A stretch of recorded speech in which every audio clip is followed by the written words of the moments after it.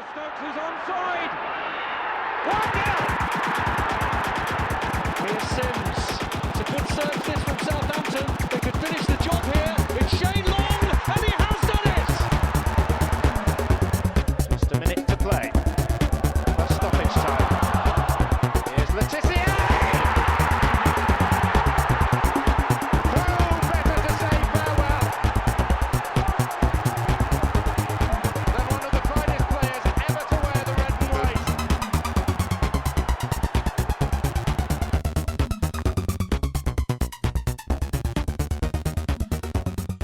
Hello and welcome. You're listening to the Saints FC podcast.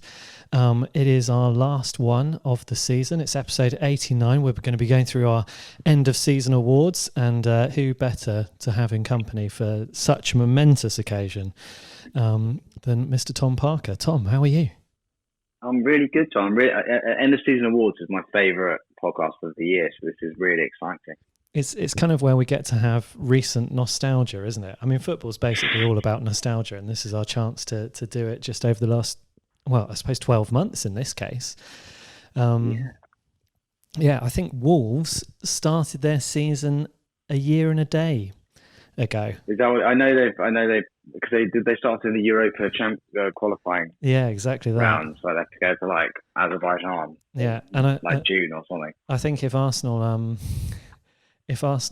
don't win the cup, then they'll be in that again. So good luck to them. The rest of us, we have to wait till September the 12th, which I'm looking forward to. It's the day before my mum's 65th birthday, so we'll all be away as a family, and she'll probably get really annoyed at the fact that me, my brother and my dad will all want to watch whatever Saints game is on. So anyway. And that'll be on Portuguese TV, is that right, John? On Portuguese TV. Yeah. They're actually back in England now, so they're just finishing their quarantine. Yeah. Nice. Yeah, they came from a region in Portugal which I think had one case during the entire pandemic, to the worst country in Europe, and they've had to quarantine. But anyway, we don't talk about government policy on this show because it doesn't. Nobody comes to the Saints FC podcast to listen to that. Tom, so we've got some kind of standard business, which is getting through the Saints versus Sheffield United game, and then we get to move on to the end of season awards bit, which I think, there's a lot to talk about there. So we'll try and do Saints Sheffield United quite quickly. I'm just going to run through kind of, I suppose, the big chances in the game, the big talking points. The first one really being was, well, I suppose kind of the first thing we need to talk about is the fact that Saints kind of had this very slow, ponderous first half where we really didn't have much in terms of attack until the point where kind of Ings was breaking forward, got blatantly fouled on the edge of the area. And whilst we were all kind of waiting for the referee to blow for a free kick, there was a long ball played down towards Billy Sharp, who we all know very well. He got the better of Vestergaard, managed to outpace him down the right, and had to have a pretty impressive McCarthy block from his shot. So, Tom, did you get this bit in the highlights? Because I know that you were prevented from watching the game on Sunday. I was prevented due to family friend boozing. Yeah, I did. I mean, I think we still look shaky at the back, and I think from what I've seen, I didn't watch the whole game like you did. I mean, Vestergaard isn't the man that inspires peace, is he, amongst his fellow professionals? Like a lot of the good things that Vestergaard does, if you scroll the footage back 15 seconds, they come from him kind of wildly screwing up in some way. And we'll talk about the goal no doubt, but he didn't seem to inspire confidence. No, I suppose the goal was the next kind of big thing. So Lundstrom doing his thing. So I dropped him from my fantasy league team. And of course, he therefore goes and gets a goal against Saints. So, double badness for me. Again, it was Saints poorly defending a cross, wasn't it?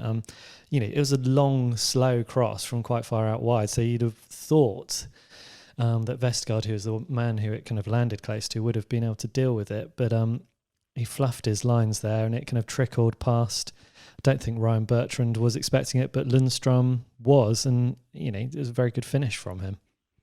Yeah, it sort of hit the bottom of McCarthy, didn't it? I agree with you. I don't think anyone was expecting him to it was almost like you expected a whistle had gone somewhere. Mm. That's everyone sort of stopped. But yeah, it was a very sort of Saints goal to concede, wasn't it? Like earlier in the season, Saints goal to concede of just stopping concentrating at the most important millisecond. But it was a smart finish. Yeah, I mean, they're a good team, aren't they? They are a really good team, and I think Chris Wilder should probably be in shout for manager of the season, because nobody thought Sheffield United would be finishing the top half of the season at the start of the year. I was probably expecting them to get relegated, and 100%. They did really well. So they kind of rightly went in ahead at half time.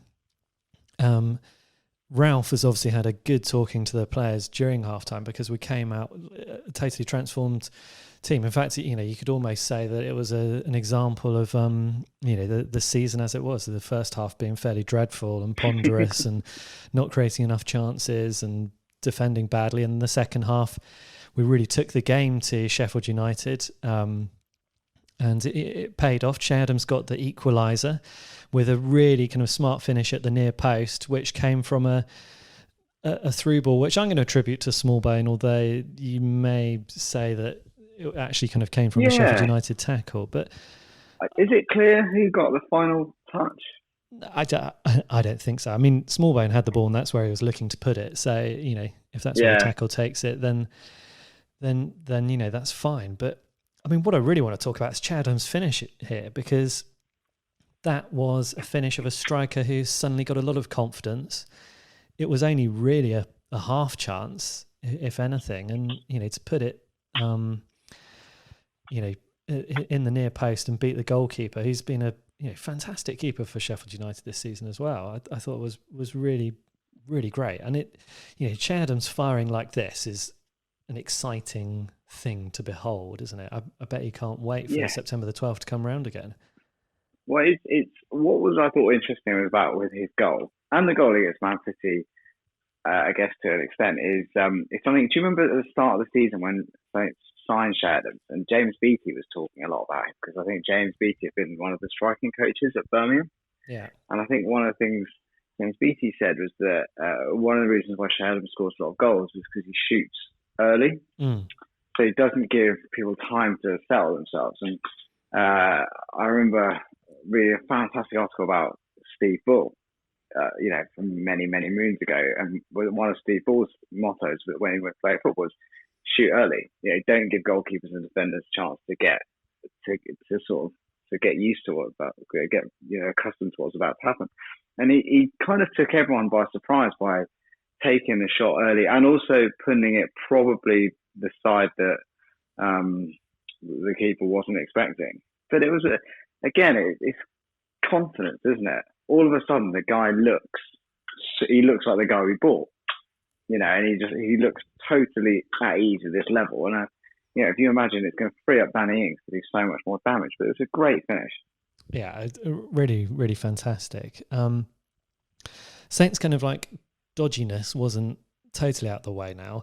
One of the things we've seen Alex McCarthy doing a lot more, I think, post-lockdown, is trying to play the ball out of the back. I think that's been something that Ralph must have been working on with him, because he is starting to do that a lot more. I think kind of we probably appreciate that McCarthy is the most accomplished goalkeeper between him and Gunn at the moment, but Gunn is very good with his feet, and I think McCarthy's been working on that, but he doesn't always get it right, and got it pretty wrong. Not too shortly after kind of Che Adams' goal, where he passed the ball out to Billy Sharp, and it took a hero's tackle from Oriol Romeo to stop Billy Sharp getting his shot away. And a bit of luck as well, wasn't it? Because you saw the ball, because it was a brilliant tackle from Romeo, but then you realised that ball could have actually just bounced anywhere. Couldn't it? It could have just cannoned in. But Romeo, I mean, we probably need to talk about Romeo, because he's just become, he's almost obviously sees what's happening with Højbjerg, and he thinks, right, well, you know what, I don't want them to sign anyone else. Yeah. I want that starting position. And it was a brilliant. I'm still a bit sorry for Billy Sharp this season. He got sent off, didn't he, at Bramall Lane against us? Yeah. And I know he's had a good season, scoring 3 goals, but you'd have thought he probably would have loved to get a goal at St Mary's. Yeah, I'm sure he would have done. We then have the second half drinks break, and so I was watching this with a Chelsea fan. He was watching the Chelsea Wolves game. I was watching the Saints Sheffield United game, and I was like, "Oh, watch this! Saints normally get better after the second drinks break because Ralph definitely uses that as a kind of moment to get in there and talk about tactics." And it was, pretty immediate after that we had Carl Walker-Peters kind of taking a pretty good jinking run around, down the right wing, starts to cut in, and I think he kind of doesn't really know what to do because the ball's on his left foot, which is obviously his weaker foot, but he has a shot anyway, which is blocked by one of the Sheffield United defenders and falls to Shea Adams. And, Shea Adams already got a goal, already showing his instincts, and he does exactly what you'd expect an instinctive striker to do with a good bit of form, and he bangs it into the goal again. Yeah, it's a bit Alan Shearer, wasn't it, at the finish? So sort of like falling backwards. But again, like real power and real accuracy. Yeah, like he didn't really think, did he? Just, I mean, it wasn't an easy goal. And you could argue like Shea Adams 3 months ago would have probably missed it. But it just, again, maybe everything is going to fall right for the guy. All of a sudden he's making his own luck and he's just seemingly so much more confident. And it was, it was interesting because I thought with Carl Walker-Peters, with his shot, he had so many players in front of him and he didn't really have much on, but it kind of, he still obviously had the confidence to have a shot on his wrong foot. So that says a lot about him. But it was a great finish. Yeah, but I'm really pleased as well because I think kind of in the lockdown period, lots of people started talking about summer transfers and things like that. And a lot of people were saying that, Shea Adams should be, sold. And I've never really thought that. I've thought, even though he hasn't been banging the goals all season long, I've thought the times that we have seen him on the pitch, he's been playing a really, interesting role in kind of supporting Danny Ings or Shane Long or Obafemi, normally Ings, but he works really hard. He gets himself into good positions and he creates space for whoever he's working with. It just so happened, and I suppose this is sod's law, that we would have wanted Ings to get the brace so that he could have got the golden boot, but it was Shea Adams who was in the right place at the right time, and this time, he's scoring the goals, and I think you're right. He looks comfortable at this level, and the two players who I think will be worried now will be Shane Long and Michael Obafemi, who are probably looking at next season now and thinking, well, I'm not necessarily going to be in the first 11. I'm going to have to make my impact from the bench. Yeah, I mean, I think I guess we can talk about that. I think it just seems to work. I think it would have been very poor for Saints to sell Shea Adams this, at the midway point through the season. We're not blessed with, attacking riches beyond Danny Ings, and certainly not people who contribute regular goals. And I think, we watched that game against Chelsea, and Adams does all this boring, this unselfish stuff, but he played a vital role. And I think it was a bit like, obviously Ralph wanted him. And obviously the Premier League does take time to get used to it. It's a really hard league to score goals in, particularly if you're coming up from the Championship. And I think it would have been real folly of Saints to get rid of him. And I think it's quite I was surprised that Saints a certain element of Saints fans community didn't give Shea Adams more time, because he just he was getting in the right places and getting the right shots. He just wasn't going in. So I think the idea that he didn't look good enough was wrong. I think it just wasn't happening for him. But I'm delighted, and I think as well, he does seem to have a little bit more, in what we've seen, a little bit more potency in terms of just being slightly more deadly than the current Shane Long, and certainly a very young Michael Obafemi. Yeah. And he's not particularly old, Shea Adams. He's 24 years old. 24, yeah. Yeah. He's only recently turned 24, I think. Yeah. He just had his birthday a couple of weeks ago. So, there's a good number of hopefully top flight years left in him, I think, and a lot more top flight goals. So, exciting times for him, I think. Obafemi, he's only 20 years old, so if he bides his time, he will get his opportunity as well. Yeah, and I think it's, and Obafemi right now seems to be more of an impact player, doesn't it? In the same way that you could argue Shane Long is a lot, and I think Obafemi, has scored like 3 or 4 goals in the Premier League this season. Yeah. So that's as many as Shay Adams, which is not a bad return. There's not probably many. What is he? Obafemi, 20? There's not many young strikers in the Premier League scoring. I mean, apart from the Man United kids. So he's got a future. I think I think obviously Shay Adams gives you just more of a complete all-round package. Yeah. I'd agree with you there. We then had Redmond kind of creating a chance for Danny Ings, who then, he kind of gets felled in the box. It falls to Redmond, and really you'd expect Redmond to kind of finish that off and get the goal himself, but it comes back for a penalty. He doesn't have confidence, does he? He doesn't. Finishing's not there right now for Redmond. No. I mean, one of the things I did find about the game against Sheffield United, and you probably wouldn't have seen this in the highlights, Tom, but him and Bertrand were linking up really well on the left wing again, and Redmond made some really good kind of runs into the opposition box, relieving pressure for Saints and kind of being really creative. So it was good to see Redmond kind of getting towards his best again. Although, Redmond at his best definitely would have had the goal there. Danny Ings, with the penalty, so much riding on it, he wanted to kind of give himself a chance of winning that golden boot. Did a much better job with this one than he did with his previous penalty, which was dreadful. Good to see that improvement. Although still, I kind of argue, still put it in an area where the keeper could get to it. He just hit it hard enough this time. Yeah, it was a much better penalty. I mean, he must be kicking himself now, mustn't he? Thinking if he'd have just taken a better penalty against a dud Bournemouth team, he'd have that joint golden boot in theory. It was a much better pen. It was a striker's penalty, wasn't it, rather than a kind of like clever penalty. And I think he just obviously was. And I think it would be interesting if he had missed. What would have happened? After that, who do you look to? Obviously, probably would have gone back to Ward-Prowse, but Ward-Prowse's record. I mean, we watched him miss a penalty against Arsenal, didn't we, earlier this season? And obviously, he missed that one against Everton as well. Against Everton. Yeah. So, we need to do better. But I mean, I think if anyone, like if Ings wasn't going for the golden boot, surely you'd have given this to Shay Adams to get his hat trick. I don't know if they would have done, because I don't think Ralph's like that. No, even last game of the season, you're already in the lead.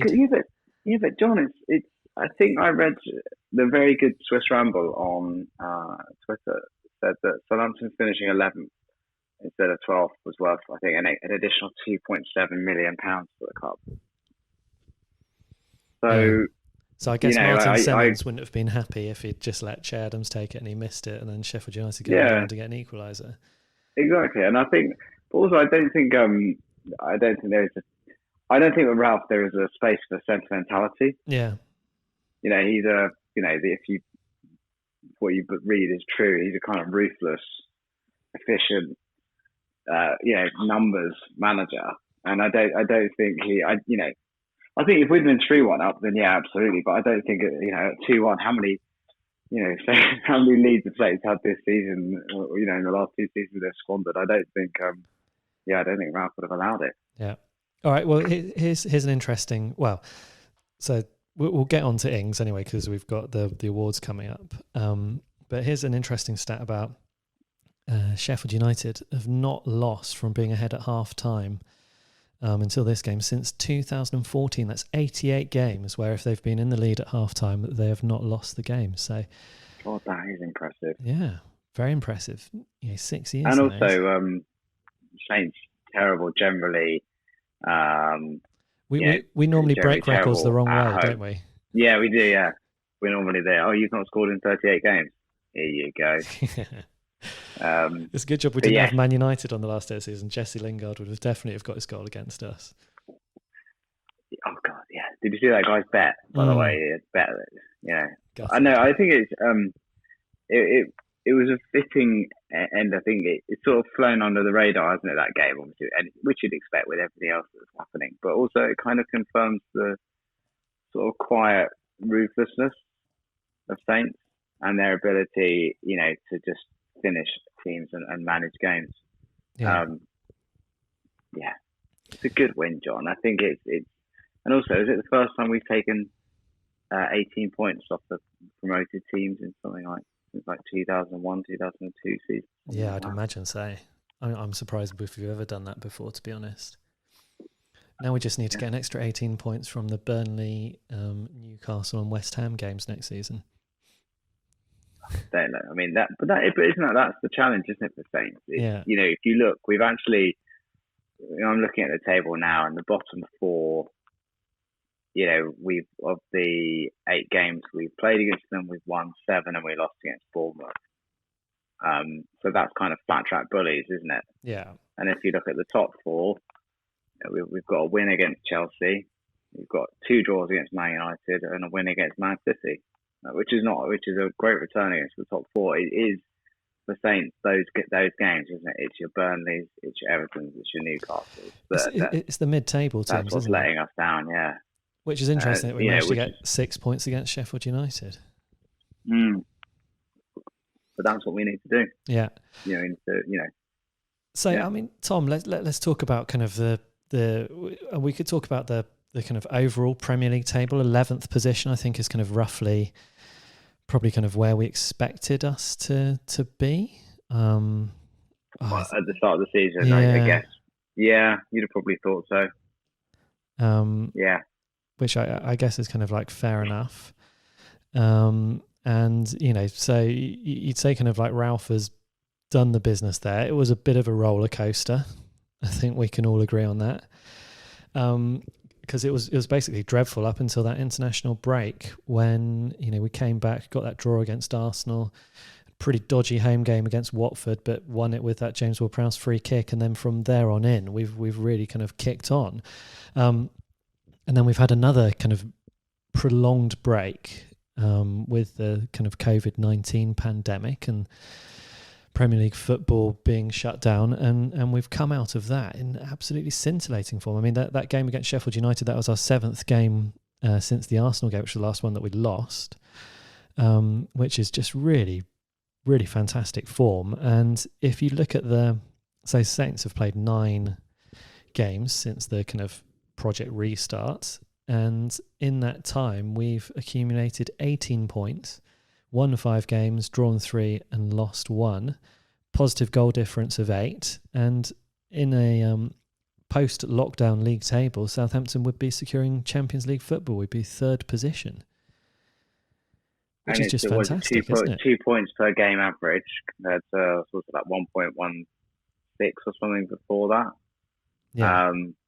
It's amazing. I mean, I think it shows with Ralph, if you think about it, it's almost a bit like the November international break, isn't it? Where obviously the more time he has to drill these players on this system and get everyone playing to a system that works, the better. And I think one of the interesting things is that he's been very confident about the short break, isn't he, between this season and next season.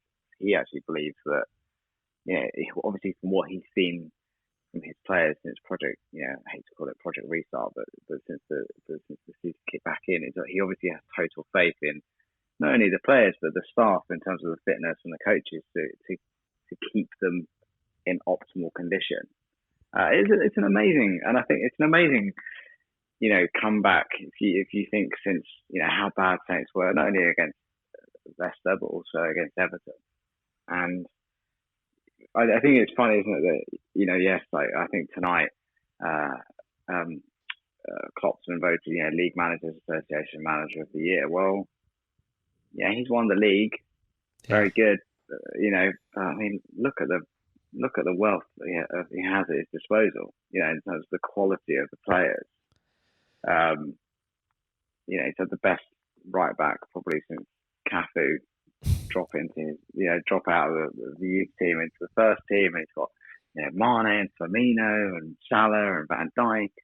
Yeah, he's got phenomenal players at his disposal, and I think, of course, Chris Wilder, but of course we're biased, but surely Ralph deserves maybe third place on that list in terms of turning it round. What's quite interesting is if we'd kind of done that first November bit without Ralph, and then had Southampton kind of sacked their manager and appointed Ralph Hasenhüttl in that international break, then I think he would really very much be in the shout of winning the manager of the season. But I think because he was the manager responsible for our performances in the first kind of third of the season, that's probably where he falls down in that. But I mean, since November, there's a really strong argument to say that Ralph has been the best manager in the Premier League, which and isn't it incredible? We've taken more points than Leicester City since the Leicester City game. Yeah, fantastic. 44, I think, against 42. Amazing. We've won 15 games this season in the Premier League, which is 39% win ratio for a season, which is pretty good. Highest points tally since the Ronald Koeman season, where we finished 6th. Yeah, more points than Quell, is that right? Quell got 46, which tells you something about the exactly quality of the league that year. Yeah. 52 points in total. Certain serendipity about us having a goal difference of -9. But it's been a massive improvement, and I think 44 points of those were won since that November break. So only had 8 points going into that, and absolutely kind of post November, Ralph has been fantastic. And I'm saying this with a bit of caution because this time last season we were really excited. I think we may have voted Ralph our hero of the season this time last season, Tom. But we are. Yeah, we're looking at a manager who I think can take us on to the next level. I think with a couple of good signings, we know we're going to lose Pierre-Emile Højbjerg. We know we need another centre-back, I think. We need to make the Kyle Walker-Peters loan deal permanent. And, we also need to, I suppose, kind of weigh up our goalkeeping options. But, I think McCarthy's done well, and if he can improve his passing a bit more, so he stops passing to opposition attackers like Nketiah and Billy Sharp, then that would be great. Yeah, well, I think you're right. I think by all accounts, the centre back is coming in, isn't it? Salisu from Spain. Yeah, I can't pretend I've seen anything of him beyond the YouTube highlights clips, which make every footballer look like a world class genius. But Tonic like lemonade. Is quite positive. Yeah, oh god. Don't mention that guy's banned. But he, obviously, Sevens. I don't know if you heard that interview with him. It was very positive about him in terms of the talent that he has and how he feels he can adapt. Yeah, and I agree. I don't think they need a huge amount. I think they will need to replace Højbjerg because I don't think Smallbone is that player. I think Smallbone is probably more of a number 2 for Stuart Armstrong than a replacement for Højbjerg. But it is. Harry Reid has had an absolute stonker of a season, and a player that we actually, we're big fans of, and we were always big fans of. And I always thought Harry Reid had his Saints career unfairly put the blocks on it by the signing of his name escapes me, the short guy that we signed from Holland. The little thuggish midfielder that was. I know. I've got his face in my. Anyway, Tom, let's move on. We've got the whole kind of end of season awards to go through. All right. Firstly, just want to say a really big thanks to all the listeners who wrote in and some of our former guests. So we've got votes from Carl Lanker from The Athletic. We've got Freddie from The Ugly Inside, Professor Simon Kemp, who was on an episode earlier in the season, my brother, my dad, my father-in-law, William the Porteous Pirate, Jack, Simon, Chris, Jude, Ben, Ewan, Lewis, Dan, Dylan, Harry, Nate, Edward, Mark, Dean, Andrew, Ben, James White, James Wills, Darren White, Elliot, Muckers, Philip, Rob Price, and Sonny too. So loads and loads of votes. A little bit of a warning to our listeners. This is not a democracy. But what I have done is I've made all of our shortlists, including the votes from our listeners. The first one, which I think we should do first, because quite often when we're talking about kind of hero of the season or cult hero, we're looking for players that, maybe have missed out on the kind of like big prize of the player of the year. But Tom, here's a very, very easy quiz for you, okay? Despite all those numbers of nominations, we only had one nominee for player of the season with 100% of the votes. And, it can only be Danny Ings. What an absolute season he's had. He's just been absolutely fantastic. I think he's exceeded everyone's expectations. I don't know if maybe he's even exceeded his own expectations, because it's just been a wonderful season from him. And I'm so proud that Danny Ings is a Saints player. Yeah, I mean, where would we be? It doesn't, where on earth would we be if it was Danny Ings? I mean, I think we'd probably be looking at the Championship and planning some away trips for the Championship for next year. I mean, he's just talk about stepping up as well, and talking about kind of taking the mantle, looking at, even when Saints weren't playing well, Danny Ings was still scoring goals. So this is not like a recent phenomenon. He scored goals pretty consistently throughout the season. He scored all sorts of goals. I think we've had headers, we've had goals from outside the box, we've had one-on-ones, we've had scrappy goals, we've had sublime Atlas bits of skill goals, and beyond the goals, like how much does he give Saints in terms of running and chasing and being the first defender? If you look at the goal, Armstrong's goal against Man United, that's all about Danny Ings, catching Paul Pogba. Yeah, it's just been a phenomenon. I think, what is he, 28? I feel sorry for him that obviously the Euros has been postponed, but there's no reason why next year he can't have another season like this. It's not like he's a one-trick pony, and if you work out how to stop the trick, he's got nothing left. Yeah, he's going to score all sorts of goals again next season. And yeah. He's got absolutely everything, hasn't he? I mean, we know he can finish. 22 goals in the Premier League, 2 in the League Cup, 2 very important goals in the League Cup, a sublime goal against Tottenham Hotspur in the FA Cup, so 25 goals in total. Really, really fantastic return.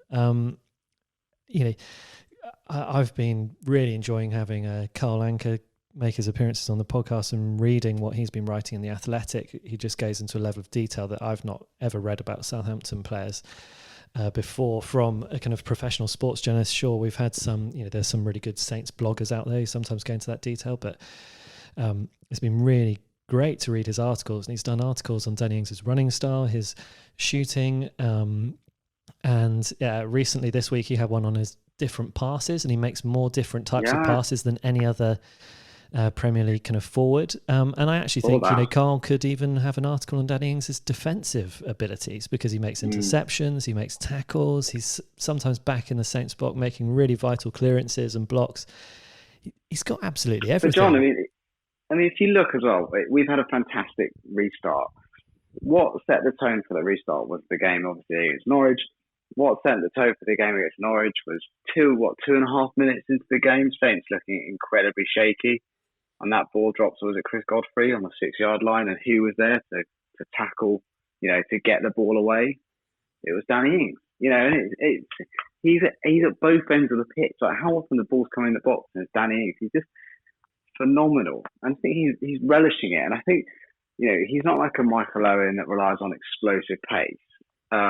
He's obviously just a very intelligent footballer. And I think one of the great things about Ings is you can imagine in sort of 2 or 3 years' time him sort of settling into like an attacking midfielder kind of role. But what a player! And if anyone else had got the win for player of the season, it would have been a scandal. Yeah, I mean, so they are. Congratulations to Danny Ings. I know he'll be listening and absolutely delighted to have won player of the year. He's got nothing bad to do, I'm sure. Yeah, I mean, we've never had a situation where it's been so clear cut, I don't think, since we've been doing this podcast on who should win the player of the season. And this is probably the first time we've had one Saints player who's been so good and so And it's not that the rest of the Saints team are hopeless, that his league's above everyone else, but not because other people are bad, but because Danny Ings is just so good. He's unbelievable. He's unplayable. Yeah. We've got a lot of categories to get through, Tom. So, I mean, everyone knows Danny Ings is wonderful. If you'd like to complain about this, obviously send your emails to saintsfcpodcast@gmail.com.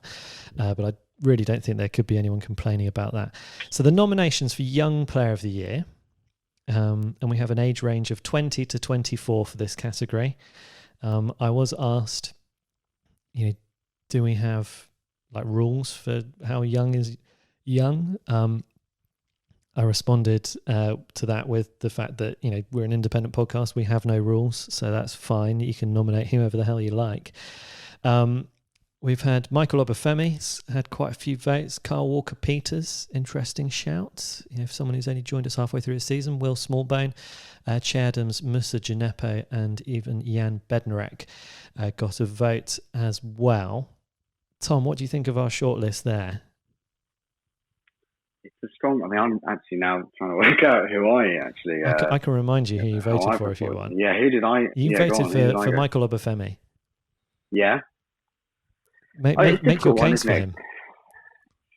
To be honest, it's not for me. It's not a crowded field of. I don't think any one young player has particularly done amazingly well for Saints this season. That sounds a bit harsh. I wouldn't include Bednarek in that category. Gineppo has been a bit hit and miss. Injury, sending off. Not seen him really.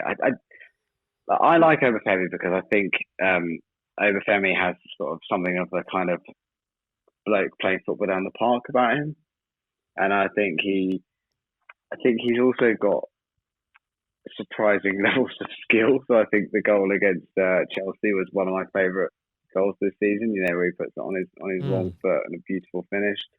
Yeah, I would go Obafemi because I think as well, if you look at just impact, he has had I think 4 goals. 3 goals in the Premier League, I think. I'm not sure. 3 goals in the Premier League, yeah. What was that? Away at Chelsea, away at West Ham, and Man United. He's still not scored at St Mary's, has he? I don't have strong views on this, as you can probably work out. Yeah. John, what are your thoughts? Well, the next 2 are Will Smallbone and Carl Walker-Peters. Che only got 1 vote, Gineppo only got 2, and Jan Bednarek only got 1. So I think we can kind of exclude those 3. Che Adams perhaps would have got more votes if people cast their votes yesterday or today, but most people got their votes in last week. Will Smallbone has been, good coming into the side, but there's been a couple of games where he's been really bossed and hasn't had particularly good performances. I think Carl Walker-Peters is the interesting shout here. 23 years old, came in on loan from Tottenham. He's not played that many games for Southampton. Let's bring up his stats because I'd quite like to kind of like maybe look at this. But I think which was the game which he just totally changed when he came on for. Højbjerg was playing him right back. It was at the I'll look at the fixtures. Yeah. No, I think there's a strong argument for Carl Walker-Peters because I think if you look at the other nominees, Gineppo scored a couple of superstar goals. Obafemi scored some important goals. Smallbone looks like he could develop into a very good player. But what I would say is Saints have not really felt comfortable at right back, have they? For not just this season, but probably last season as well. Valerie in patches look good, but what he does seem to, it's a bit like Bruno Fernandes getting voted in the team of the year.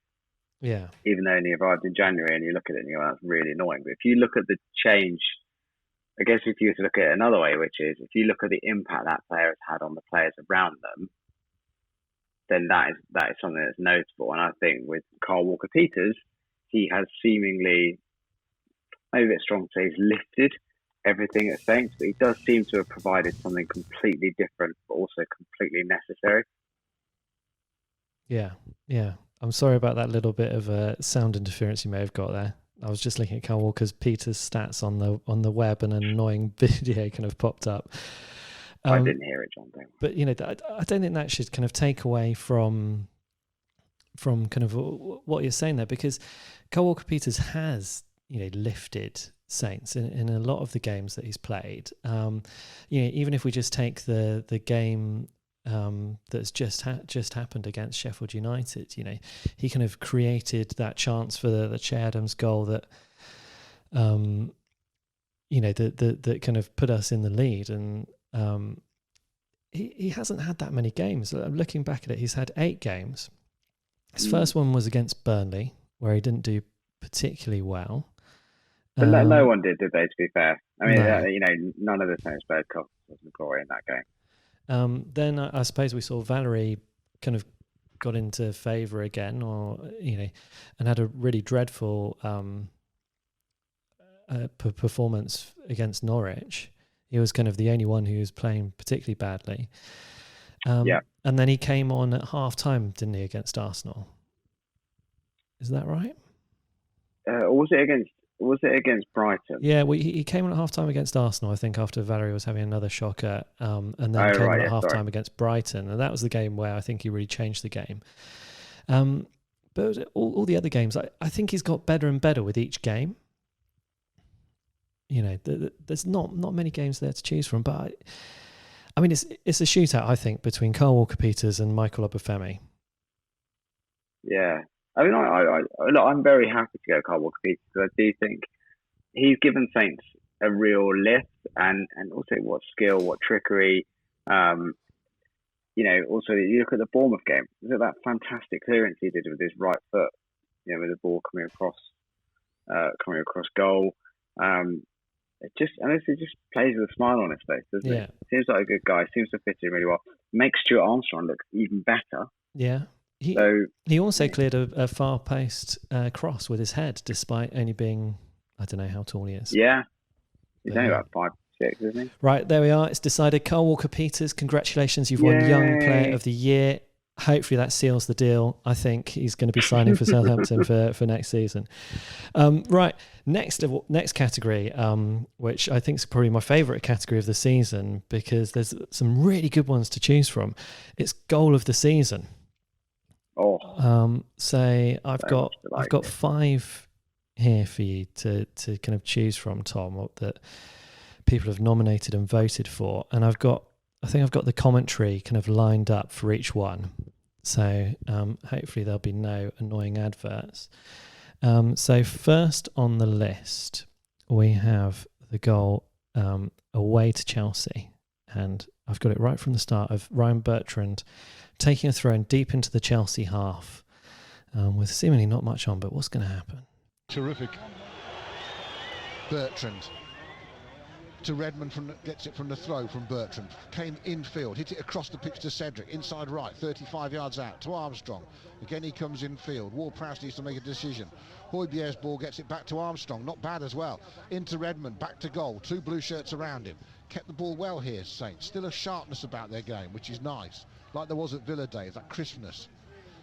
Ward-Prowse, first time back to Stevens. They've gone back a lot of yards here, Saints, but they're keeping the ball and they've kept possession. Really and that's simple. A lovely back heel. And now Armstrong's gone past another player. He deserves something. He's going over the top to Redmond. Redmond past Kepa. He has his first goal since August. He got there ahead of the goalkeeper. It's Chelsea 0, Southampton 2. Great work from Stuart Armstrong. Somehow he got it across to Redmond, and he got there before Kepa. And Nathan Redmond has waited since August for a goal in the Premier League, and he couldn't have scored in a bigger game. Chelsea 0, Southampton 2. Armstrong has done absolutely fantastic. Tom, I absolutely love that goal, that Redmond goal versus Chelsea. But it's a goal that's all about the team.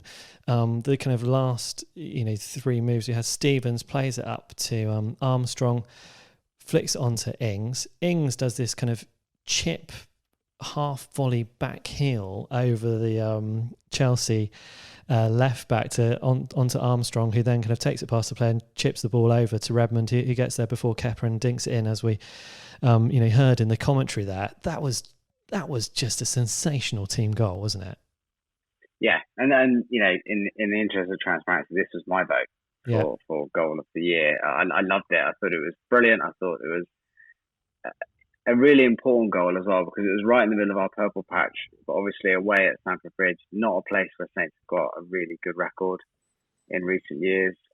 Chelsea are a bit shaky at home, but again, still a very, very, very good team. And we just tore them to shreds with that goal, and it was brilliant to see. And it involves half the players in the team, lots of lovely passing, lots of lovely movement, and then we just dissected them. And also I was glad for Redmond, because he has a difficult season. He doesn't score probably as many goals as he probably thinks he should do.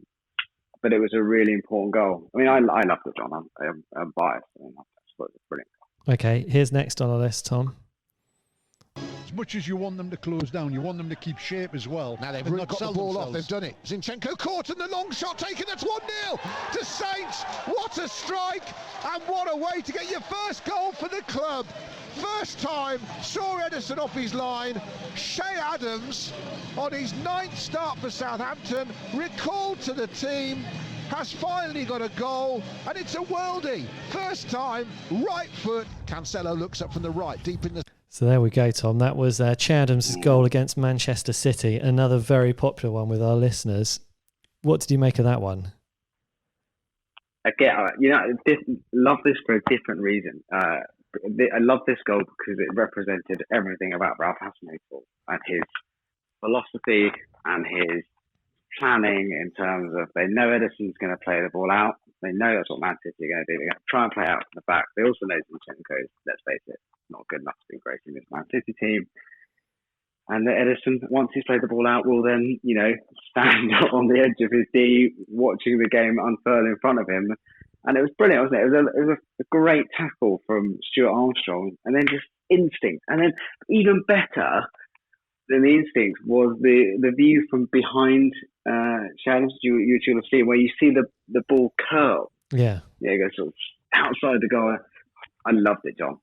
A bit of a travesty that wasn't included in there wasn't really a July goal of the month competition, was there, in Match of the Day last night? They went straight to goal of the season and it wasn't included, which I thought was a little bit unfair on Adams, because it was a lovely goal. And not many people, have scored from 40 yards out against the Golden Glove winner with this season. So fair play to Che Adams, another very, very good goal. Here's another very popular one. See if you recognise this one from the commentary, Tom. Now, poor pass from Sheffield United, and Adams has got the ball round Norwood. There's all sorts of yellow card going on there, but he's still going, Genepo. Oh, it's brilliant! Oh, what a goal! Moussa Genepo's done it again, out of nothing! Held back, dragged back, went round two. Saints allowed it to go across the box, and it's in the... That was just a lovely goal as well. Individual goal, that Genepo goal against Sheffield United. An incredible skill. And I think, at that point we thought we'd uncovered the new Mane. Yeah, and there's a lot, again, loads to like about that goal. One is that he doesn't go for the easy option when he's being pulled back. He uses his upper body strength to get away. And then I think he does, the first time I've seen anyone do it since Buffal, which is where he drops the shoulder and puts someone on their arse, like Buffal did against West Brom. And it was a lovely finish. I remember that goal really well, because I was in a hotel room in Winchester on a Saturday afternoon with my heavily pregnant wife, and it was a boiling hot day, and we were taking a break from the sun, and I remember thinking, this is a great weekend. Yeah, this is a really good bloody weekend. But no, yeah, probably the best individual goal for Saints, John, would you say, since Buffal at West Brom? Yeah, I think that's probably fair enough. Right, we've got 2 more nominations, Tom. It's such a strong category. Here's the next one. And then they do force the error out of Spurs, and then they lift one over the top for Danny Ings. Ings in the box, onto his left foot, it's brilliant. Oh, it's a fantastic goal from Danny Ings. He's done it again. Saints top scorer, 17 minutes gone. Armstrong. There we go. That was Danny Ings' goal there, which I think on the kind of highlights reel, you don't get a chance to appreciate Jack Stevens' wonderful through ball. It's against Tottenham Hotspur, comes down the right over their head. Danny Ings flicks it over, I think it's Alderweireld, leaves Vertonghen for dead, and then kind of slots it in into the goal. So much to love about that goal, as well as it being a winner against Tottenham Hotspur in the league. Yeah, winner against the Mourinho team, which is always nice. And you're right. I mean, it starts. Obviously, again, Saints. They don't just go out there and play. They obviously have clear instructions. And Stevens, one of his thing is, move that ball up the pitch and look to make that ball over the top with your right foot. And it also Saints had so much to do still, didn't he? Alderweireld is, Vertonghen is no mug, and Loris is definitely, one of the better keepers. And it was he kind of slams it into the ground, which, whether on purpose or not, but again, it was such a smart finish. Yeah. I love those. It's a great goal, John. So I got one more goal to go, Tom, and this kind of finishes our nominations.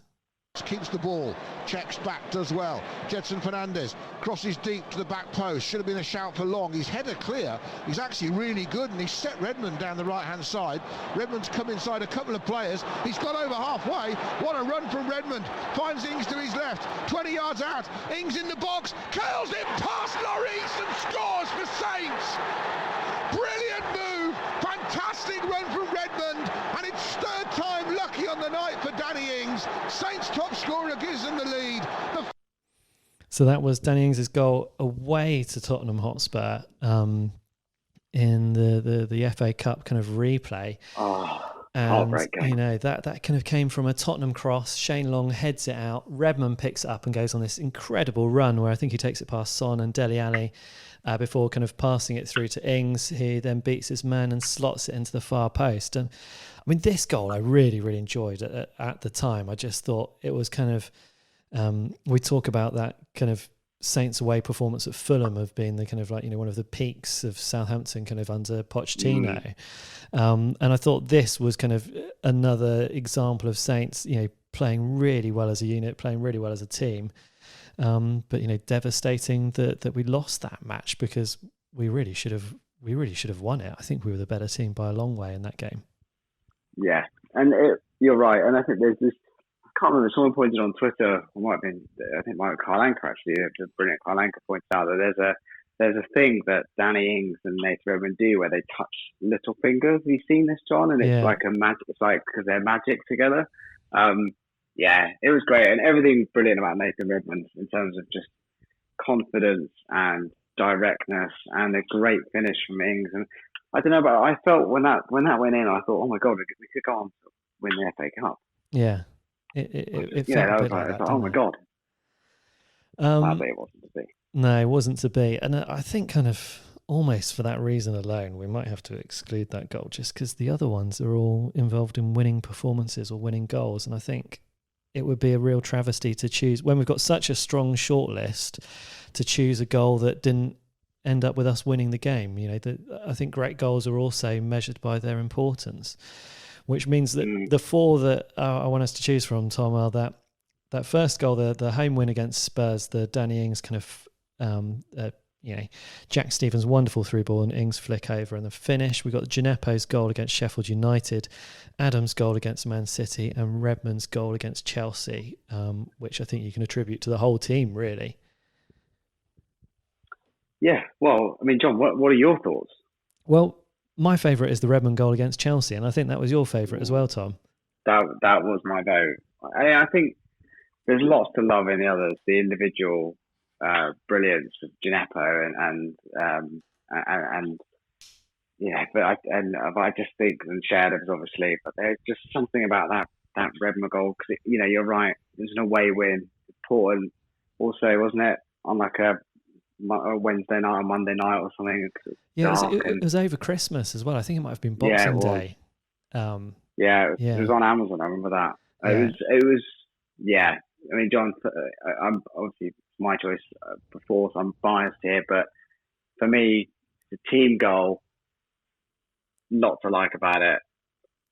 Winning goal away from home, for me, it's Redmond. But this is your podcast and you make the judgment. Well, I'm going for that goal as well. So we've actually overruled the listeners here, who were 33% in favour of Adams versus City, 28% for Redmond versus Chelsea. But I think that goal kind of really typified how far Saints have come. So that's what I'm going for there. So congratulations to Nathan Redmond, but I suppose importantly, congratulations to the whole team. For holding onto the ball, doing so well, and especially Stuart Armstrong, Danny Ings, and Jack Stevens, who are kind of, I suppose, the key players in that build-up play. But as we heard earlier, about 20 touches from the Saints team, starting from that Ryan Bertrand throw-in. So really fantastic team goal. Next category, Tom, we've got Hero of the Season, and we've got some nominations here. And I'll read those out. So there was a vote for the board for sticking with Ralph Hasenhüttl after the 9-0.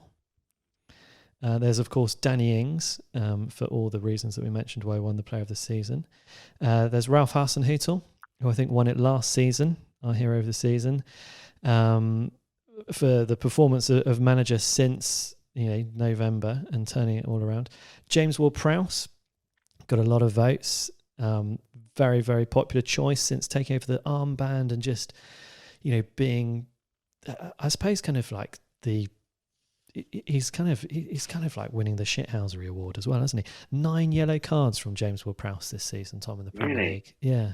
Such a nice young boy. I know. And, RAF haircut, double-barreled name, but, 9 yellow cards. And he knows what he's doing.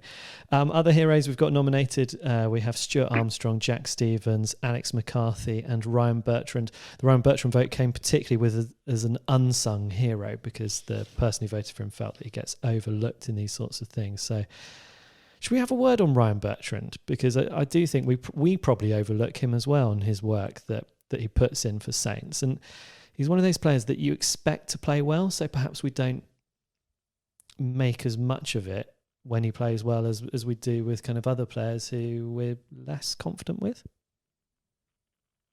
Yeah, I think Saints, a lot of Saints fans, and I think I'm guilty of this as well for a lot of time. Until you think about it, you don't realise how lucky we are to have a player the quality of Ryan Bertrand. I genuinely think Ryan, before Danny Ings, probably alongside Danny Ings, Ryan Bertrand is probably the only player you could say could leave Saints and fit in comfortably at a top 4 club. Mm. If you think about how Man City have Zinchenko, when Bertrand is twice the player, and I think Bertrand gets a bit of stick, I think, because I've never quite worked out why people don't love Ryan Bertrand, but he should still be in that England. He should still be in and around that England squad. He's brilliant for Saints, and he's also seems to have adapted perfectly to Ralph's philosophy, and then built a brilliant relationship with Nathan Redmond. Yeah. So.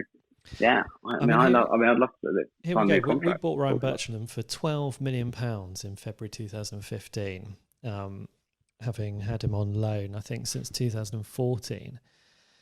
And he'd been on loan to Aston Villa before then, and on loan to Nottingham Forest before then, on loan to Reading before then, on loan to Norwich before then, on loan to Oldham before then. And Bournemouth as well. Yeah. So all of those loan periods. He also won the Champions League, played in the Champions League final for Chelsea. So he's won the kind of top trophy in Europe as well. But he is an unsung hero, and I'm glad that he got a nomination. But I think probably I'm going to say that our shortlist, Tom, should really be Ings, Ralph, and James Ward-Prowse for our Hero of the Season. And, Ings is the obvious choice, but he has already won Player of the Year. Which maybe, I'm going to be sentimental. Even if Ralph isn't, I want to put kind of Ralph and James Ward-Prowse forward for this one. Yeah, my choice for this was the board, for sticking with Ralph. I can understand why that's never going to be a popular choice. But yeah, I think it doesn't have to be Ralph. I think Ralph, I don't want to be all melodramatic here, but you'll indulge me. We live in a time of a lack of leadership, I think, John. You know, I don't want to be like, I just, if you look at like the leader of the free world, Donald Trump, if you look at our Prime Minister, I think, you could argue that over the last few years, there's been a lack of moral fibre, a lack of leadership, and that hurts people. And I think one of the problems is there's no humility anymore. And the people are terrified of saying, yeah, you know what, I made a mistake, I got this wrong. And one of the things I like about Ralph is that he's a public figure. Right? He's only a football manager. After the Leicester game, he came out and said, this is no one else's fault but mine. I will fix it. I'm totally to blame. And then he says, I have stepped away from my principles, and that is, and I need to go back to my principles. And that's quite heartening, isn't it? To see someone in public life, he could have thrown the players under the bus. He didn't. He came out and said, this is my fault, I'll fix it. And I think that takes an awful lot of courage after being humiliated in front of the whole sporting world. Yeah. I'm just going to add to your speech there in favour of Ralph and bring up one from Lewis, who wrote in, and he put kind of, Ralph, well, this could easily go to Sir Daniel Ings, but it seems fitting to give it to the man who has inspired one of the turnarounds of the season after the worst Friday night of the year to finishing 11th. Arise, Ralph Hasenhüttl. So, Tom, I feel kind of like, Ings has got Player of the Year, so let's give it to Ralph. And I think, the board, yes, for sticking with him, but then it's all been about Ralph and going back to those principles and making the side work. And he must have had to do an awful lot to win the players back over as well after that game, because I think there would have been a lot of question marks. There would have been players in the squad thinking, well, bloody hell, I'm going to forever be remembered as being part of that team that did that. And so I think, let's give it to Ralph Hasenhüttl, 2 years in a row, hero of the season from the Saints FC podcast. Congratulations, Ralph. But, amazing to go from that defeat, that performance against Everton, to getting a new contract and being awarded hero of the season.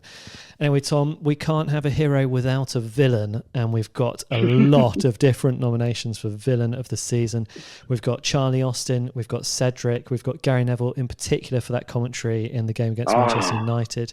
We've got Sofiane Boufal, we've got Pierre-Emile Højbjerg, we've got television and radio pundits constantly mentioning the 9-0. We've had a nomination from Mario Lemina. I think people are still kind of upset about the tonic like lemonade. Jan Valery, Vestergaard, Jamie Vardy, Angus Gunn had quite a few nominations for being the keeper in that 9-0. Gal has had a couple of nominations. Brendan Rodgers got a nomination. Wilfred Zaha. Burnley and West Ham United got a kind of joint nomination. I might kind of lump that in with long ball football that we can't play against.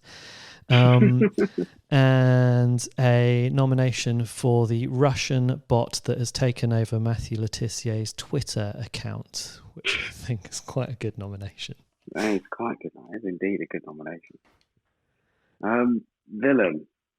I don't know. It's difficult, isn't it? Because I don't think you can have a go at Jamie Vardy or for putting us to the sword when we deserve to be put to the sword. Probably same with Brendan Rodgers there as well. Same with Brendan Rodgers.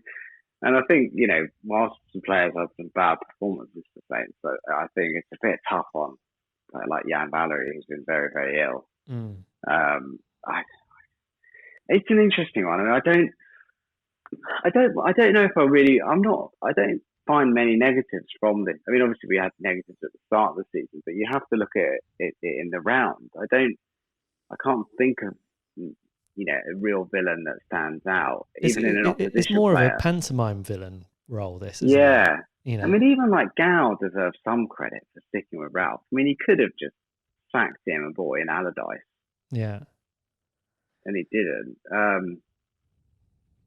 So, I mean, I don't know. I mean, John, what do you think? Well, I don't know. I think my kind of two favourites are probably the collective football pundits that mention 9-0. And I've noticed on Twitter we've got that kind of like 9-0 bingo. So various Southampton Twitter accounts kind of revel in the how many minutes is it going to be before they mention the 9-0 after kickoff, and it's normally about 2 or 3 minutes that gets the prize. I like the Russian bot that's taken over Matthew Letizier's Twitter account, which is I've had quite a few listeners write in about how frustrating they've found Matthew Letizier's tweeting on stuff that isn't football. So I don't know, Tom, if you follow Matthew Letizier on Twitter, but yeah, I mean, I've thought about not, to be honest. Yeah, now and a lot of Saints fans it's have, sad haven't to see, they? isn't it, man? It's sad to see.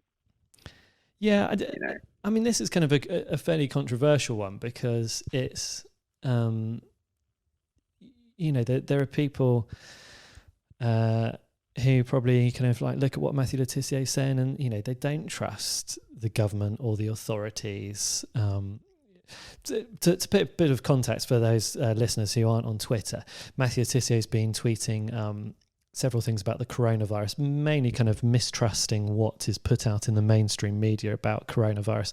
And before that, he was in a bit of a campaign against climate change being real, which I find kind of particularly difficult because that's kind of where I started my career in trying to help organisations tackle climate change and stop contributing to it. So, there's some things which lots of people have found quite frustrating. And I think especially on the coronavirus, because there was that really sad case of the Saints fan who is the IT guy that worked at ITV who died from coronavirus. And, lots of us have lost family members to it. And they found those tweets being rather distasteful. It's an emotive kind of subject. It's a strange hill for Matty to for want of a better expression, to die on, isn't it? Yeah. I mean, I'd just like it if you went back to tweeting sad about football, really. Yeah, and the thing is, again, we try and avoid controversy, but he has a huge public platform, and he has, rightly or wrongly, people will trust what people like that say, and with that. With Spider-Man, with great power comes great responsibility, and it's sad to see it used in that way. The dissemination of misinformation and mistrust and sowing the seeds of doubt is not what we need to be doing in these times, people. So, no. Matty, if you're listening, I implore you, think about the harm. Yeah. This is kind of taking a slightly depressing turn. So, I mean, there's like, okay, so let's take that out, because I think if we tweeted Saints FC podcast villain of the season, the Russian bot that's taken over Matthew Letizier's account, a few people will chuckle, but I'll probably just end up getting loads of online abuse from Twitter, which I just can't really be arsed with, to put it bluntly. Which means you'll be considered part of the mainstream media, John. Yeah, exactly. I actually muted the phrase mainstream media on my Twitter account. It's made life a little bit easier. I mean, it's a bit odd that Matthew Letizier, as part of the mainstream media working for Sky Sports News, criticise it. Sorry. Anyway, let's move on. Right, I'm going to put the two nominations I'm going to put forward are long ball football, a la Burnley and West Ham United, and the pundits for always mentioning the 9-0. So I don't mind. I don't have a problem with people playing long ball football against Saints, because ultimately their job is to win football matches. Yeah. And if Southampton, with a 6'7" Danish international centre back with years of playing in the Bundesliga, and a 6'4" goalkeeper who's allowed to use his hands, can't handle long balls into the box, then that's our problem and no one else's. So there it is. The pundits in the mainstream football media for constantly mentioning the 9-0, normally within about the first 3 minutes of every game. But more than that, John, more than that. Like, I'm going to give it to Martial. He's got the match winner. Oh, yeah. But that was Gary Neville got his own special nomination for that. You can lump them all in. I mean, I'm looking now, Garth Crooks Team of the Year. Just Man City and Liverpool players with Aubameyang tucked in. And if you can argue that Aubameyang, who scored, I think, fewer goals than Ings, Aubameyang playing for Arsenal has had a better season than Danny Ings, then you're a better man than I am. But like, it's just all they're all nuts, aren't they? Just pointing to just say what they see. There we go. Football pundits, congratulations. You've won the villain of the season from the Saints FC podcast, which brings us on to our next category, Tom, most improved player of the season. We've had 4 nominations, but there's really only 2 players that got a significant number of votes. So the 2 extra nominations were Michael Obafemi and Jan Bednarek, but the 2 players which are ahead of everyone else in this category are Jack Stevens and Stuart Armstrong. Yeah, well, I think it's Stevens. I thought was good last season. Still, he had his moments where I think one of the difference for me with Stevens this season is he hasn't had his kind of brain farts. Yeah, he's had fewer of them, or maybe we've been punished for them less. Because before he was a bit like a Hooiberg, wasn't he? Where things just sort of seemed to go wrong for him. Armstrong's an interesting one because I just think Armstrong's been given a proper chance. I think, Armstrong was always seemed to be a very tidy footballer, but he seems to be given a proper chance. I think with Stevens, one of the things I like about Stevens is the leadership. Clearly how he's grown into himself. He's much more confident. He's much more vocal. He's obviously very popular amongst the players.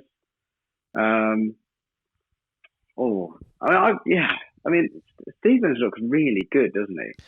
Yeah, let's talk about some of his nicknames, because I've had the Cornish Cafu, the Cornish Maldini, and the Cornish Beckenbauer, which are just 3 wonderful players to be compared to.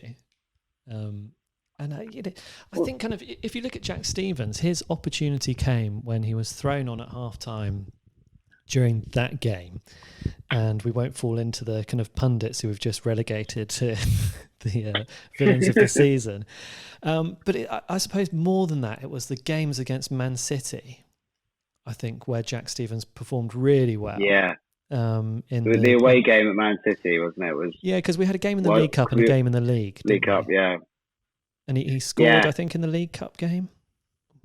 Yeah, he did. Got a really good header.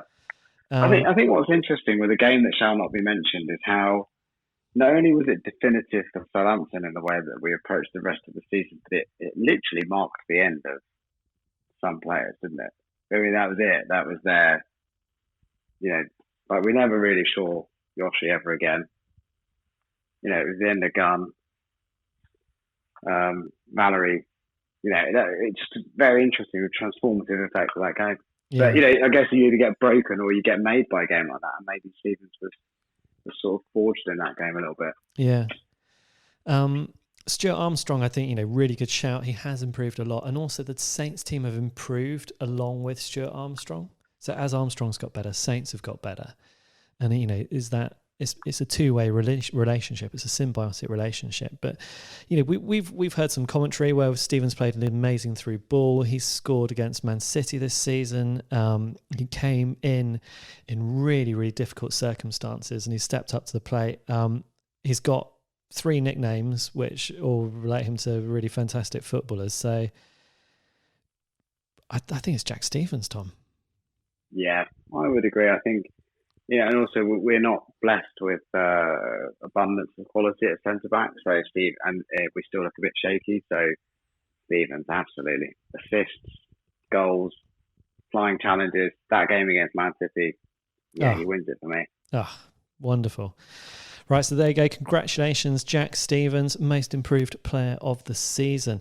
Now we come up to the best chant/song of the season, which I suppose it's a little bit of a shame that our best form came at a time when we weren't allowed to have any fans there. I think we'd have had some really good chants in the last 9 games. I've got 4 nominations here, Tom. One, from the game which should not be mentioned, was we had Man City as our next game, and I think it was about 8-0 down, and we were chanting, "Man City, we're coming for you," which is a nice bit of gallows humour there. Quite a few shouts for "He's got Zaha in his pocket." Do you remember that one? Yeah. And James Ward-Prowse actually checked his pocket on the sideline in front of the fans, in front of, I think it was the Itchen North for that one. Another very popular one is Danny Ings, King of the Scummers. I couldn't find any audio for this online, Tom. So I wonder if you fancy giving this a bit of a go yourself, because you do like to do the occasional song. No, I don't like to do this, John. I'll pass if that's... Well, come on, Tom. It's a really easy one. Danny Ings is king of the Scummers, but to the the tune of Bread of Heaven, you know that, or You're Not Singing Anymore. Yeah.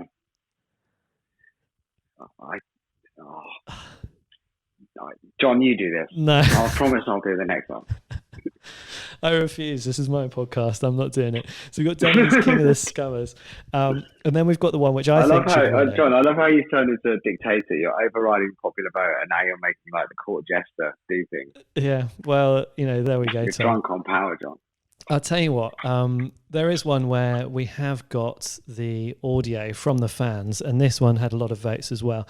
And this is a chant, which is Pompey get battered 4-0 at home, which I believe the Saints fans sung for about 20 minutes straight in the home game against Newcastle. So just have a little listen to this one, Tom.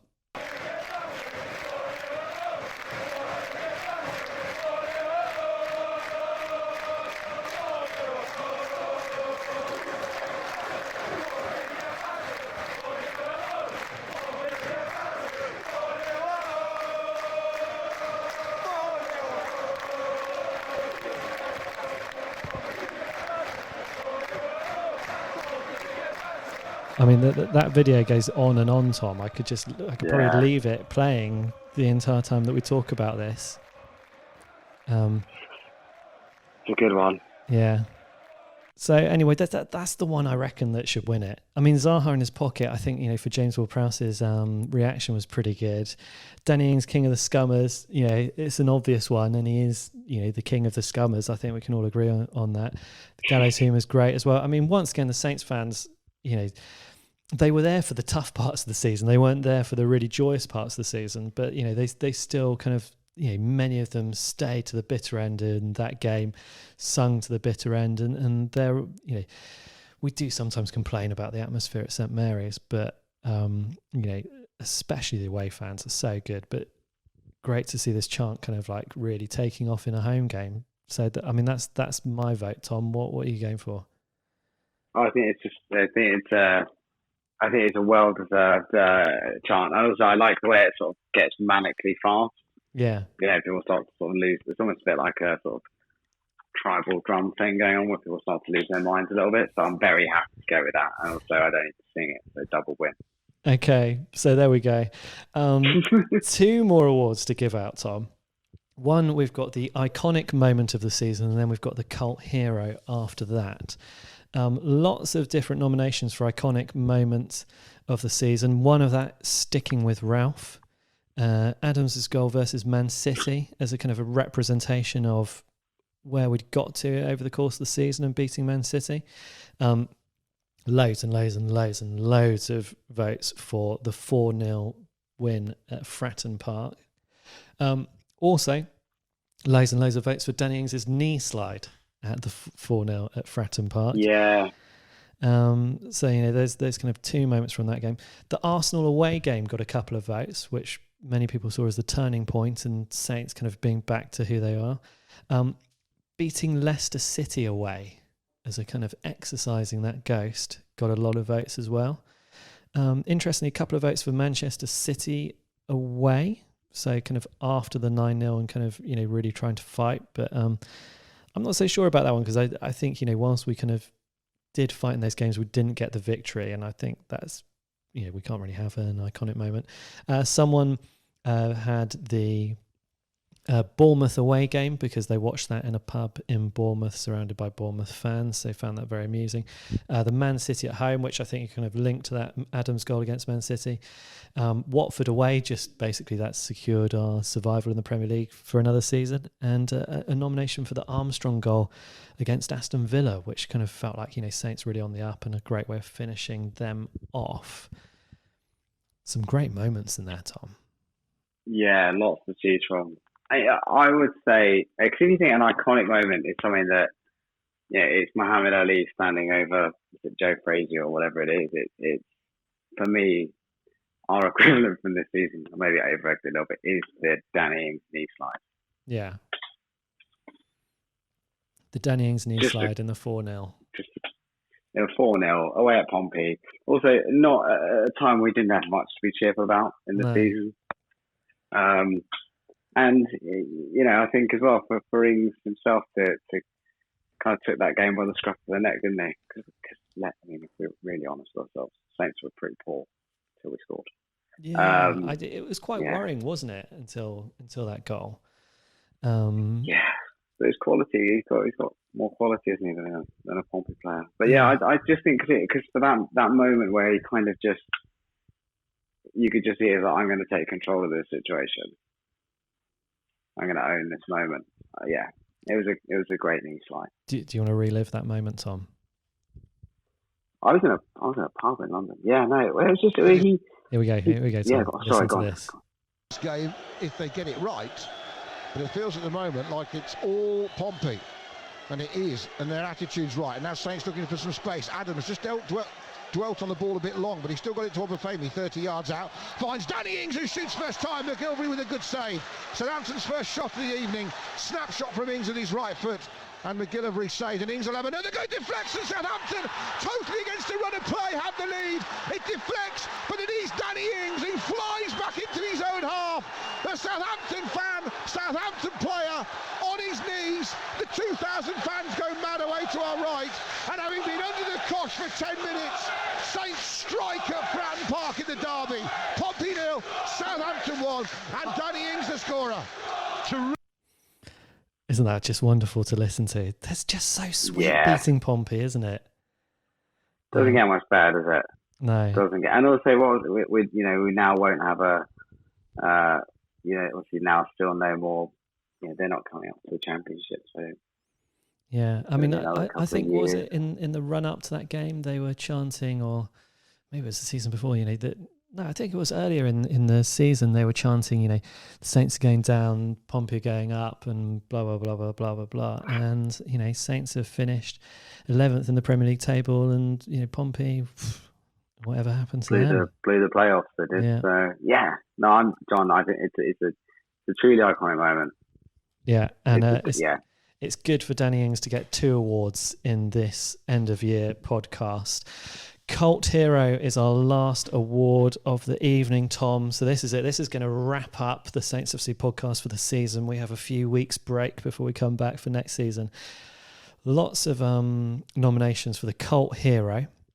We've got James Ward-Prowse, specifically for his shithousery. Danny Ings, Da Gord. That's how Carl Anker describes him. Stuart Armstrong gets quite a few mentions. Oh. So cool, so smooth, so much fine hair, so much quality, so vital to the team. I think there's some kind of good nominations, good reasons there. Danny Ings. My father-in-law nominated my brother for sticking out the 9-0 against Leicester. Yeah. And I actually think, if we're going to choose a cult hero from that game, I'd choose the guy sat in front of my brother who had a drip landing on his head and still managed to sit out for the entire game. So fair play to him. Romeo's tackles and muscles is another nomination. We've got Jack Stevens making an appearance, Morford, James Ward-Prowse, Che Adams as well. I love him. A lot of people, think that he hasn't had much success, but to get their goals against Man City, Bournemouth and Sheffield United. Loads more for Danny Ings. Jan Bednarik making an appearance. Maya Yoshida making an appearance in Cult Hero, as does Ali Dia, who I think is forever a cult hero in Southampton, but maybe not specifically for this season. This is a good one. I like this one. The Saints fan who is sat in a wheelchair at Fratton Park. Did you remember this one, Tom? Yeah, it was in the away end. No, he's in the home end because at Fratton Park they didn't have any disabled spaces. He was in the home end. Yeah, so no disabled spaces in the away end. So he was sat in the home end, and in that kind of iconic moment of the Danny Ings knee slide, you can see him in the background with all these glum-looking Portsmouth fans doing all the kind of like V signs and the Farage wave, as it's known. Towards Danny Ings, and there's that one guy in his wheelchair just going absolutely crazy. Yeah, it's a good shout, that one. Few more Stevens, few more for Yoshida, Romeo, and Ralph, as well as the cult hero. So there's some options there. I tend to think normally with this one, we give it to a player who hasn't won an award yet, but we feel like, shouldn't go away from the Saints FC Podcast Awards empty-handed. Oh, and actually one more as well. This one was from Professor Simon Kemp. An honourable mention in Cult Hero away from the pitch has to go to Carl Anker. Loved his articles. Quality of research and writing has transformed my understanding of the team. I see it all differently now, and he's gently cleared the fog from my view, and genuinely thank him for that. So that's another strong shout, isn't it? Yeah, there's a lot of love for Carl Anker, both on this podcast and beyond. The only problem with Carl Anker is that a lot of his stuff is behind a paywall, isn't it? So, if you haven't signed up for get paid. Yeah, exactly. I suppose actually we're seeing that happen more and more now, aren't we? Lots of the newspapers going behind a paywall.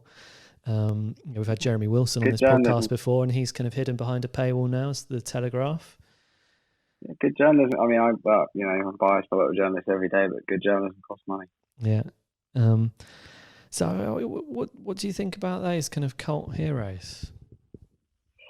So, there's a lot to choose from there. I mean, I think there's something there about the fans, isn't there? The fans that stayed to the end of the 9-0. Yeah. I know that's not strictly one of the nominations, but any Saints fan who on a Friday night, in the unbelievable torrential rain, thought that's where they'll be to the end of 90 minutes, surely deserves some sort of civilian equivalent of the Victoria Cross or whatever it is. Who would you go for, John? Who are you? I mean, Ingsy's bit obvious, isn't it? Yeah, I mean, Ings isn't so much a cult hero as just the hero. Although we actually gave the hero award to Ralph, but Ings got Player of the Year. I quite like Armstrong for this one, purely because he's made he's made such a big improvement. I quite like Yoshida as well because he never got the send off that he wanted. We have given him awards in the past. I mean, Armstrong would fit the mould because he's not as whiz bang exciting as say a Nathan Redmond. He's not as well known as a Danny Ings, but he's vital, isn't he, to this Saints team? And also, the more you read about Stuart Armstrong, I think he did an interview recently. I think it was with the Independent. I can't remember, where he just seems like a genuinely likable, very down to earth, very hardworking professional. Yeah. And I think he would kind of fit the mold of a cult hero. I mean, his hair alone is surely worth some sort of award.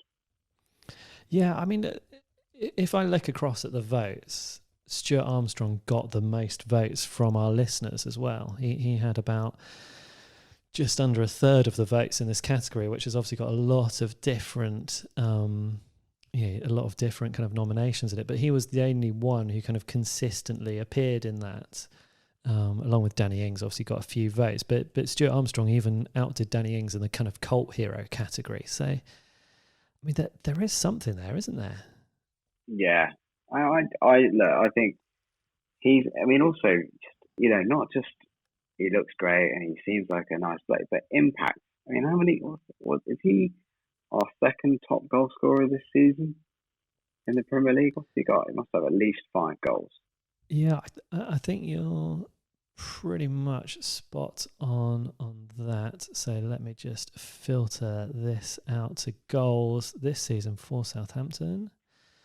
And it is, Danny Ings with 22 in the Premier League, then Stuart Armstrong and James Ward-Prowse were the next ones, and then Che Adams and Nathan Redmond following up. So 5 goals from Stuart Armstrong, 5 from James Ward-Prowse. I mean, James Ward-Prowse is another good shout, isn't it? I mean, there's 9 yellow cards, 5 goals. The Zaha in the pocket was fantastic bit of humour. In a world where footballers, they're not known for their humour, are they? They're not known for their sort of thinking on their feet. They're very professional now. That bit there of just the kind of looking for Zaha in his pocket was a moment of brilliance. Yeah.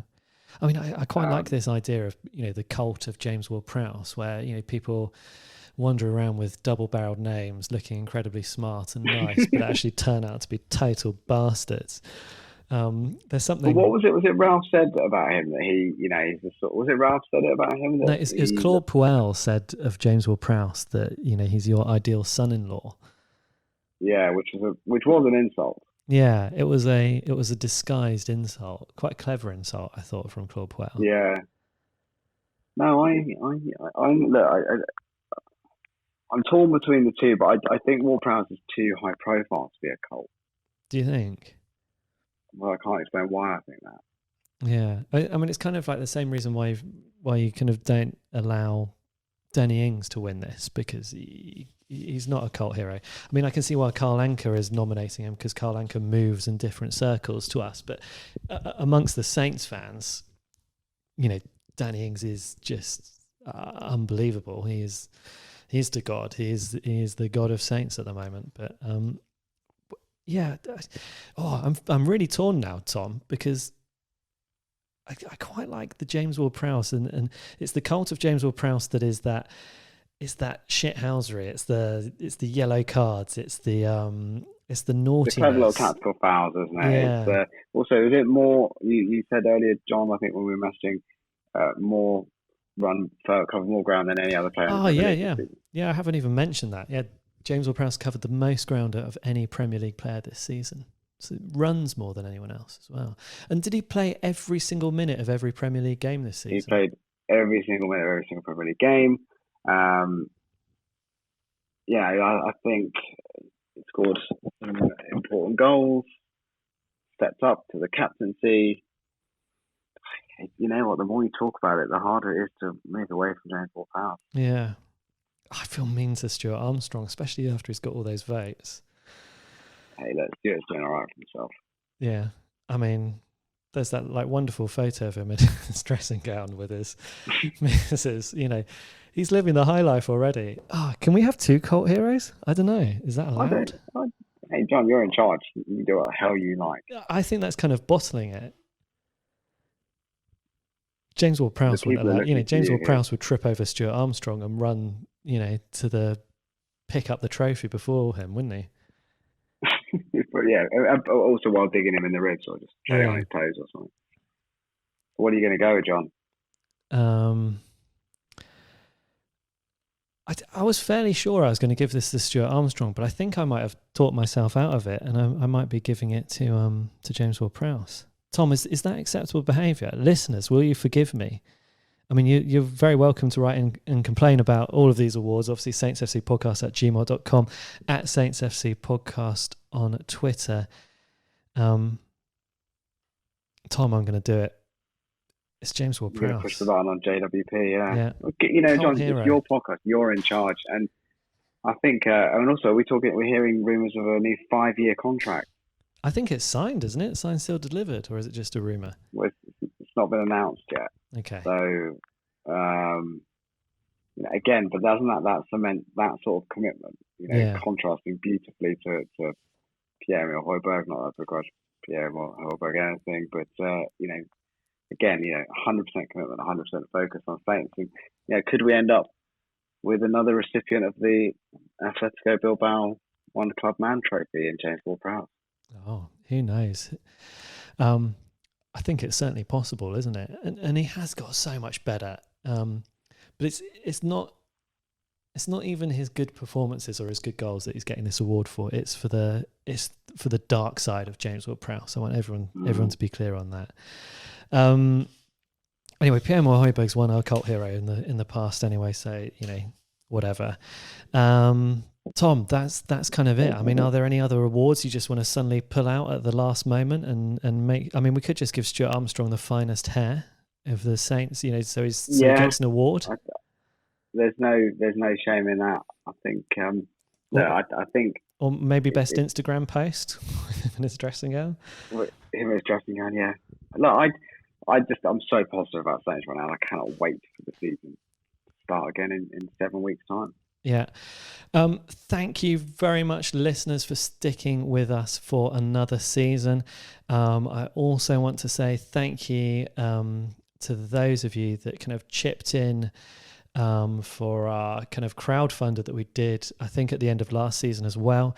That kind of gave a lot of confidence to me to kind of keep this thing going. It showed me that you guys kind of wanted us to stick around. We are sticking around, or certainly that's the plans at the moment, unless Tom's handing his notice to me, and I don't know this yet.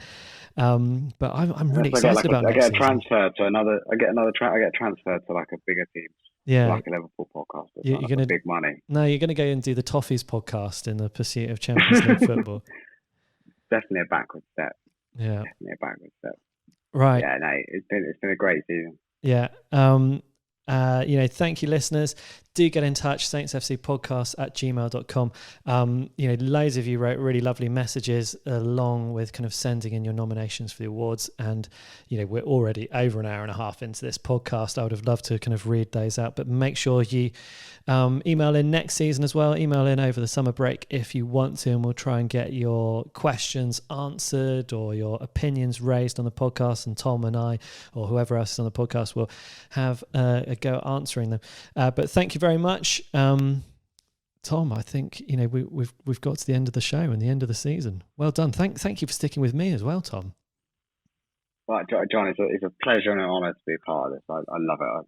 It's one of the highlights of my week. So thank you for having me. Brilliant. Thank you all. I suppose there's only one last thing for us to do now, and let's listen to the Fanzine. Oh, when the Saints go marching in.